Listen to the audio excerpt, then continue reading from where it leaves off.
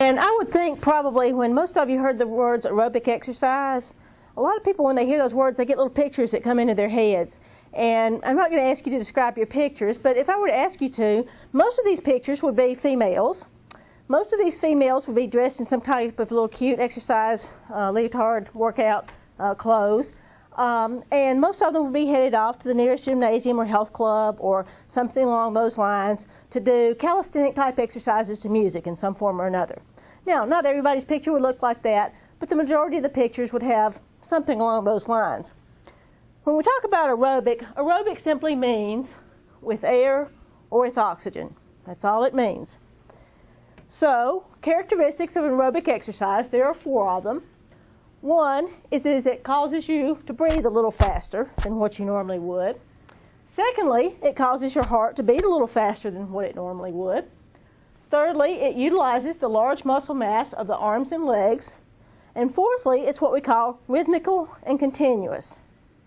So any exercise that meets those 4 characteristics is considered an aerobic exercise. Examples: walking, running, swimming, biking, rowing, stepping, cross-country skiing, dancing, elliptical, rollerblading. There are others. These are just some of the most common ones. Everybody says, well, which one's best? Which one's best? There is not one that's the best. Whatever is best is what's best for you.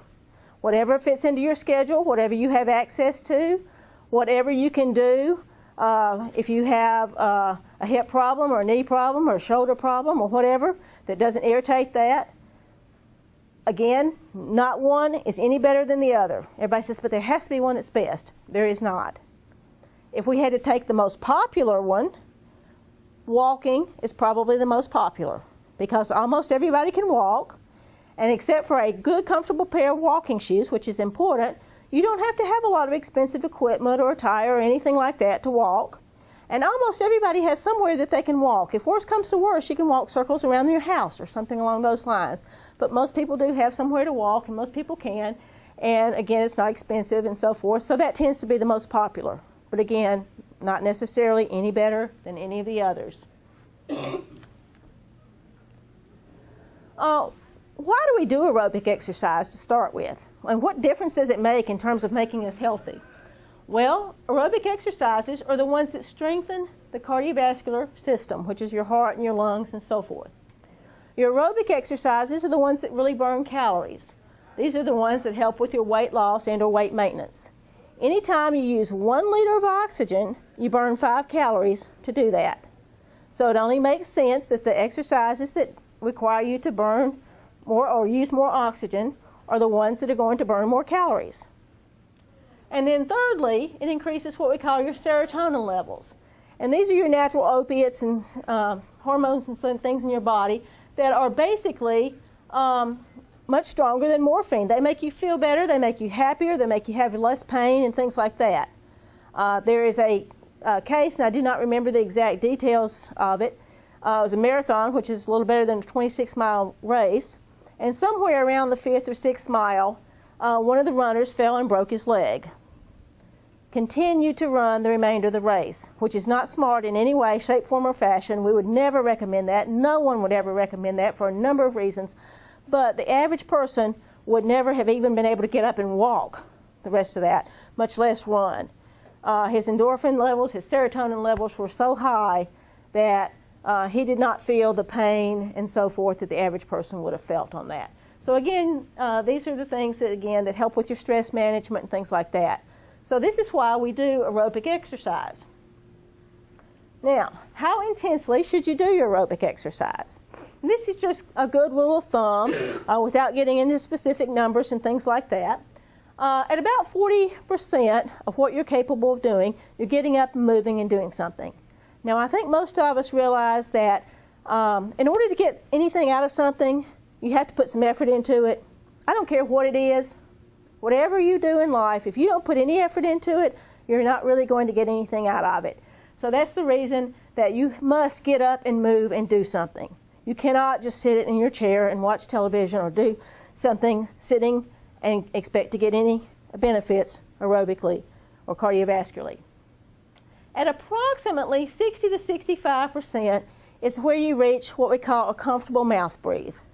It's not gasping, it's not strained, doesn't feel like you're having to anything like that, but you realize that your mouth is open a little bit to accommodate your breathing, and that's approximately 60 to 65% of what you're capable of doing.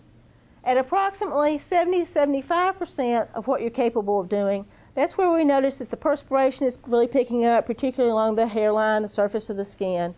And at approximately 80 to 85%, it's difficult to talk and exercise at the same time.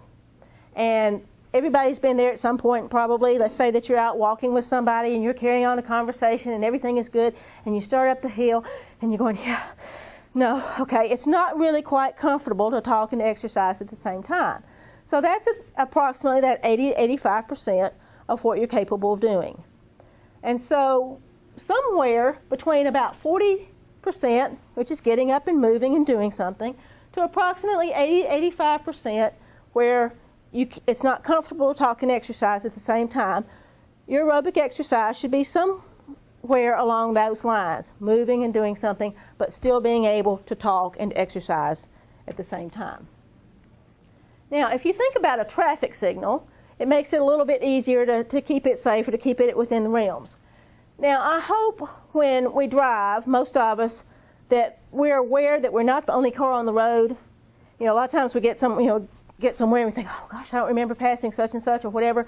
But for the most part, you do realize that you're not the only car on the road, and that there are other cars, other situations that can always come into play that would throw things off. But for the most part, if you're headed down the road, let's say down the 45 bypass, and you've got a green light there, that green light for the most part says, come on through, should not have any problems. Okay? That's a fairly safe comfort zone for most people. That green light is approximately your 40% getting up, moving, and doing something, to that 65%, which is your comfortable mouth breathe. Again, not gasping, not strained, but just realizing, and most of the time we don't even really think about it, but if you do think about it, you realize your mouth is open a little bit to accommodate that breathing. So this is your green light, or your comfort zone. Now remember, you can have a green light, but a deer might jump out in front of you.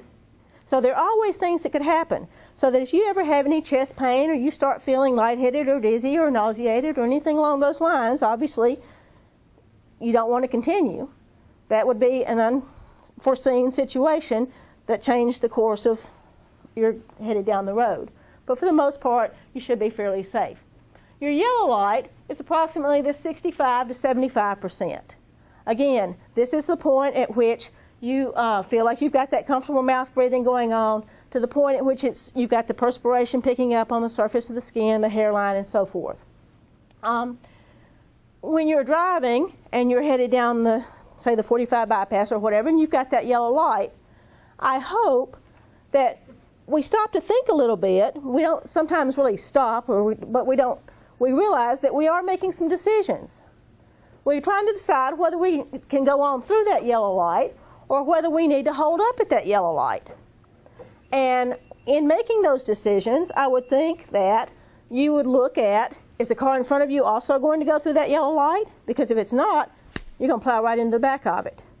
You're going to make sure that the car coming from this direction is going to remain stopped, or you're going to plow right into the side of it. Is it raining? Is it snowing? Is it foggy? How far in front of you can you see? How long is it going to take you to stop? And so forth. You think at that yellow light, can I go on through, or do I need to hold up?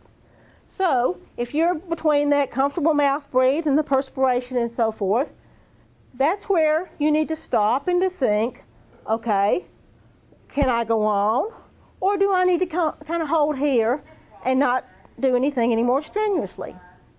There are a lot of different things to think about that do affect your decision. We call these the 4 E's. Exercise, eating, emotions, environment.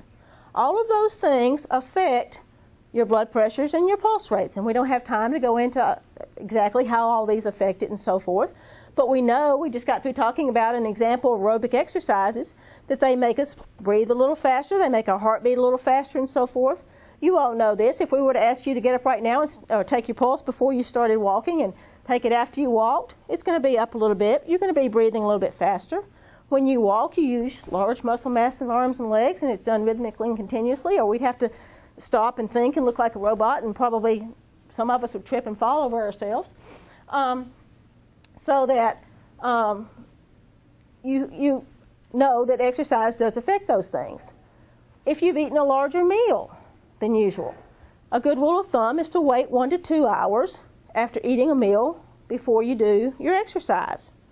Or if you're going to do your exercise first, then you wait about 30 minutes before sitting down to a meal. Then that's not to say that you can't, after your meal, walk out and pick up the newspaper, or you can't, before your meal, after you've exercised, come in and pick up a piece of fruit or something like that. But that's saying that after your meal, you don't just go out and start out your aerobic exercise. After your aerobic exercise, you don't come in and sit down to a meal. Okay? So approximately 1 to 2 hours.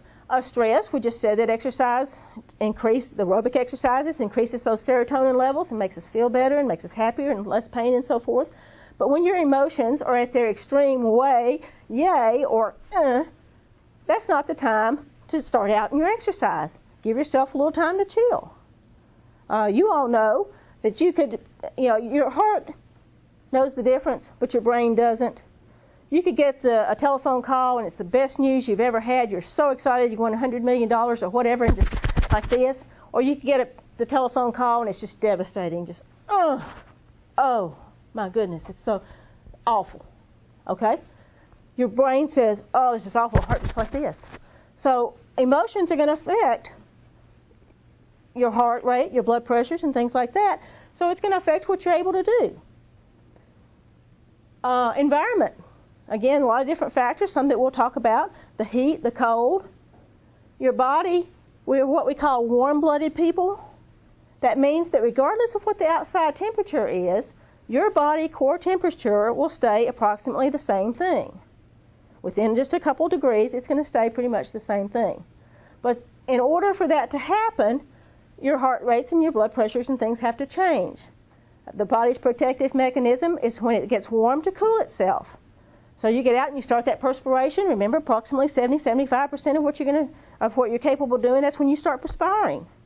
Well, the heart rate has to increase a little bit to allow the blood vessels to expand and still keep that constant flow through there. In the cold, the opposite, the body says, whoa, I've got to conserve my heat here, so those blood vessels restrict or clamp down. But bottom line, it affects blood pressures and heart rates. Surface level with regard to environment. You all know that it's a whole lot easier to walk on that smooth, flat surface than it is to walk even across a nicely manicured lawn. Much less than it is to walk, say you're outside and hiking and fishing and getting in. Those people that hunt and things like that, they're often on uneven, plowed ground. It's a lot harder to walk on that. It's a lot harder to walk in the snow. It's a lot harder to walk on the beach if you're on vacation in that loose sand. So environment affects the surface level. Pollution. Goodness knows, this time of year with all the pollen, certainly if you're walking down the bypass and you've got the exhaust fumes, certainly if you're smoking or you're with anybody who's smoking and you've got all of that, it makes it harder for you to work. It makes that blood pressure and the pulse rate and everything have to change. So, with that in mind, we've got exercise, eating, emotions, and environment. Your goal is to combine as few of those 4 components as possible. Now, ideally, you'd say, okay, we're only going to exercise. Well, good luck. How many of you can go out and get your exercise and not have any of these other factors combined? It's pretty rare. But you do have to think about it. If you're going out, you plan to get your walk in or your run in or your bicycling in or whatever after dinner, well, you may need to eat a lighter dinner, or you may need to get your exercise in before dinner. Or let's say, and again, it's real easy to combine all 4 of these things. Let's say that you're going to the big kickoff football game of the year or the concert or whatever, and you park a quarter mile away. And on the way there, it's kind of a special occasion, so you stop and eat. And it's a little bit of a special occasion, so you're going to eat a little more than what you normally would eat. And you're visiting with family and friends, and everything's right with the world and just happy and ha. And you get there and park a quarter mile away, and you walk in, and it's uphill or it's cold or it's hot. You've got the parking people coming in, the exhaust fumes. You've got all 4 of those categories. Again, you may need to eat afterwards rather than before. You may need to get there earlier and park not as far away. Certain things, decisions you make. These are your yellow lights. When you're trying to decide whether you can do more or whether you need to go on, how long has it been since your last meal? How long is it going to be until your next meal? If you're mowing your yard, you want to get the steeper part mowed before dinner and leave the flatter part after dinner. Things like that. So combine as few of those 4 categories as possible.